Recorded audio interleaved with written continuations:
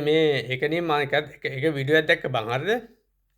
මේ හරෙන් ප්‍රාන්දු කියන සක්කිලියා කියනවා සජිත් මහින්ද සහ රනිල් එකතුව කරගෙන විශේෂ කමිටුවක් පත් කරන්න කියලා. මූ කොහෙද හිටියේ බලකො මේ හරින් ප්‍රනාන්දු කැරියා මූ අර ටී-ෂර්ට් ගහලා ටවුන් එක චණ්ඩි දාපු එක දැන් සාම්මේ කියනවා මේ ජනදුවට කියනවා මේක ඔබතුමාට කරන්න බෑලු යකෝ තොපි රට කාපු කැරි හැත්ත තොපි එනවාද මේ අනුරට උපදෙස් දෙන්න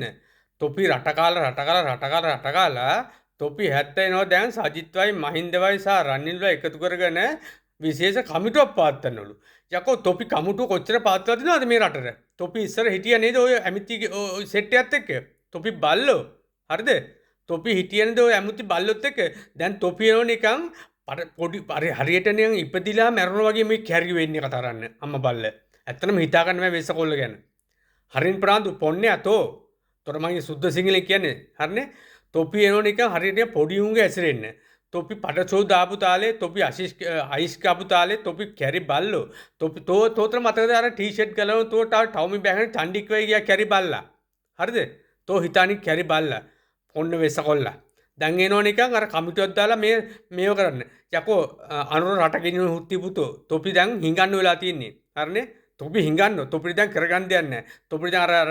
මොකද්ද කියන්නේ අර එල්ලෙල්ල වෙල්ල හැගෙන්නේ අන්න එක තමයි හුත්ති පුතෝ හරිනේ නිකන් පරසෝ දාන්න බෑ හුත්තු පැත්තලා හිටව හොකන්න නැතුව හරිනේ අපේ දකුණු කොල්ලෝ බස්නායි කොල්ලෝ ඔක්කොම බලාගනි